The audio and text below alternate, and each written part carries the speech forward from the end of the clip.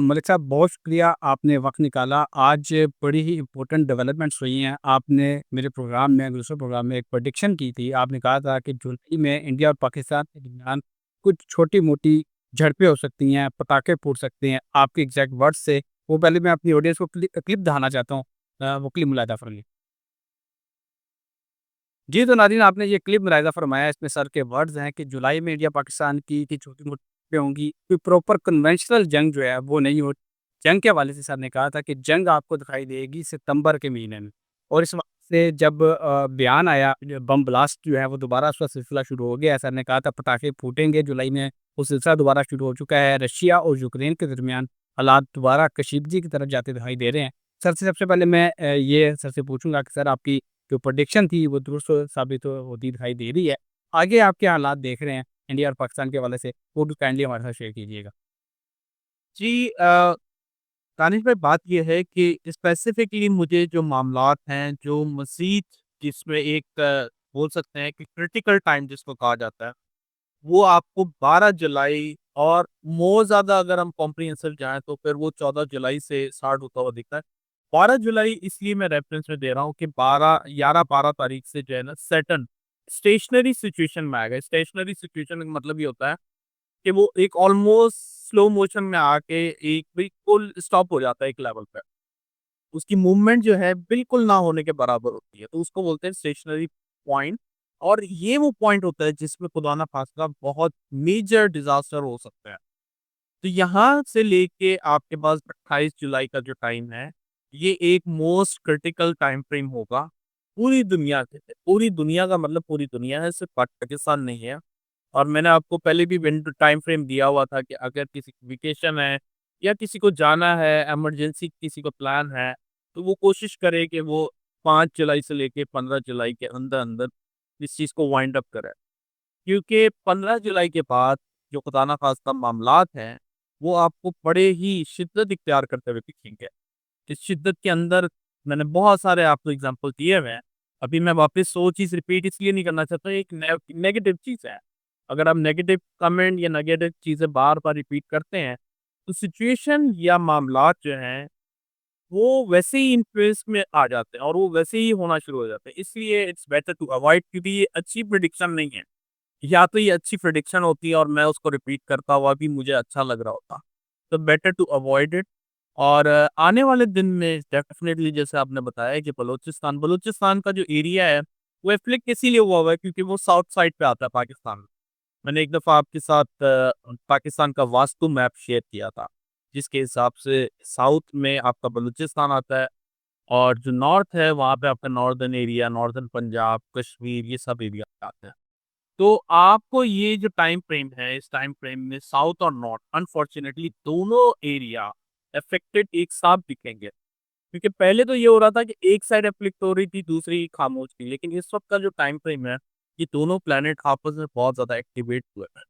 तो यहाँ पे अभी दोनों एरिया जो आपकी साउथ और नॉर्थ हैं, ये एप्लीकेशन में ही रहेंगे। बट अच्छी बात ये है क्योंकि मैं कंटिन्यूअसली आपके चैनल में से अनफॉर्च्यूनेटली ये कोइंसिडेंस है कि जब से मैंने आपके साथ प्रोग्राम शुरू किया है, तब से हमारे पास सिर्फ नेगेटिव फेस से नेगेटिव न्यूज़ थी। अच्छी बात ये है कि this is the last one, कि यहाँ से चीज़ें जो हैं, अब आपको कंट्रोल होती हुई स्लोली, ग्रेजुअली सही होती हुई नज़र आएँगी। पाकिस्तान की बात नहीं कर रहा हूँ, पूरी दुनिया की बात कर रहा हूँ। लेकिन ये जो होगा महीना, ये बहुत ज़्यादा हाइप क्रिएट करेगा। मोस्ट कह सकते हैं कि जो ड्रास्टिकली डेंजरस महीना जिसको कहा जाए, वो जुलाई होगा। अलबत्ता आने वाले महीनों में मुझे ऐसा लगता है कि स्लोली चीज़ें थोड़ी कम होती हुई दिखेंगी। जंगों की बात कर रहा हूँ मैं, दूसरी चीज़ों की बात नहीं कर रहा। जंगों के लिहाज से ये महीना सबसे ज़्यादा खतरनाक है। इसके बाद जंगें थोड़ी अपने इख्तियारात कम होते हुए दिखेंगे। पाकिस्तान इंडिया के लिए अगर मैं पाकिस्तान इंडिया को पर्टिकुलरली देखूँ, तो उसके लिए मैंने आपको पहले भी बताया है कि सितंबर बहुत ज़्यादा इम्पोर्टेंट महीना होगा। अल्लाह करे ऐसा कुछ भी ना हो, लेकिन हालात वैसे ये भी दिख रहा है। ठीक है। सर, मैं स्पेसिफ़िकली एक चीज़ आपसे पूछना चाहता हूँ। आपने जुलाई के हवाले से ज़िक्र किया कि कोई बड़ा हाइप क्रिएट हो सकती है या बड़ा इम्पोर्टेंट आपने बताया ये महीना है। आर्मी चीफ़ या फ़ील्ड मार्शल आसिम मुनीर साहब का एक बड़ा इम्पोर्टेंट बयान आया है।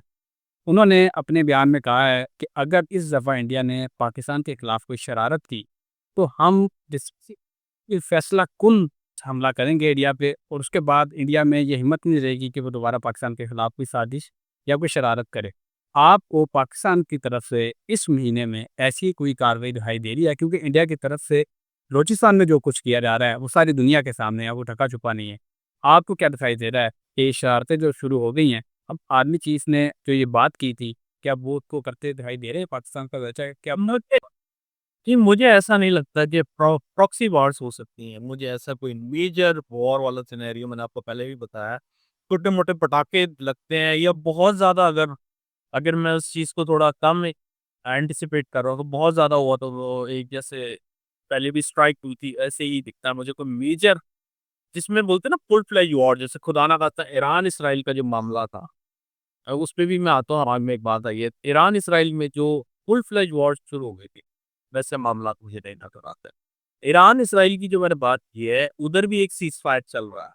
तो ये जो सीज़फायर है, ये मोस्ट प्रोबेबली 28 जुलाई 8 जुलाई से 28 जुलाई के बीच में ब्रेक होता हुआ दिखेगा आपको। तो वहाँ से भी न्यूज़ आप एक्सपेक्ट करें। रशिया, यूक्रेन ऑलरेडी एक वॉर में है।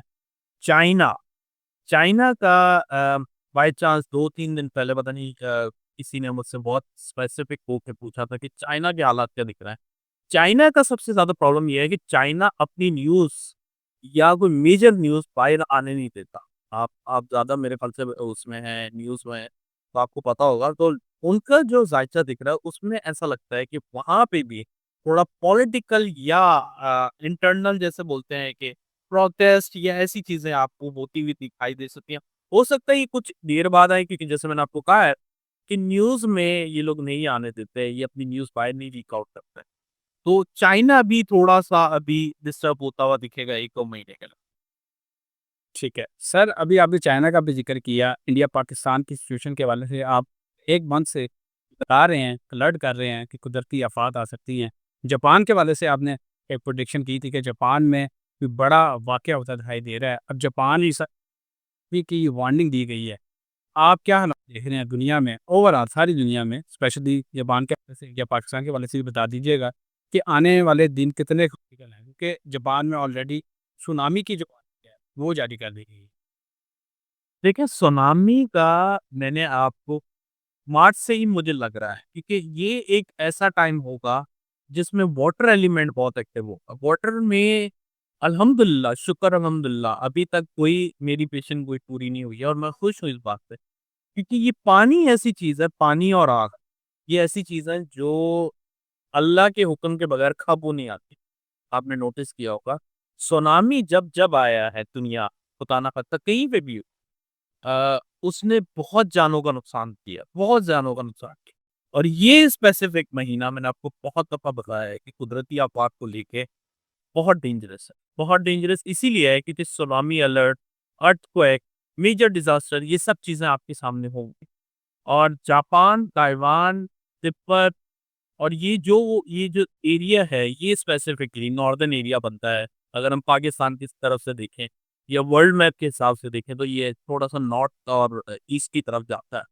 ये एरिया कुदरती आफ़ात को लेके बहुत ज़्यादा डिस्टर्ब रहने वाला है। तो इसलिए मुझे एक्सपेक्ट लगता है कि वहाँ पे जो इसका प्लैनेटरी कॉम्बिनेशन है, वो एरिया को एफ़ेक्ट करेक्ट। जी। बहुत शुक्रिया सर, आपने अपने कीमती वक़्त में निकाला, उतनी ज़बरदस्त प्रोटेक्शंस मारा कि प्रोग्राम का अख्ताताम इस उम्मीद के साथ, इस दुआ के साथ करेंगे कि पाकिस्तान के लिए और सारी दुनिया के लिए आइंदा आने वाले दिन अच्छे हों। लकीब बुझे और मलिक महबूब साहब को इजाज़त दीजिए।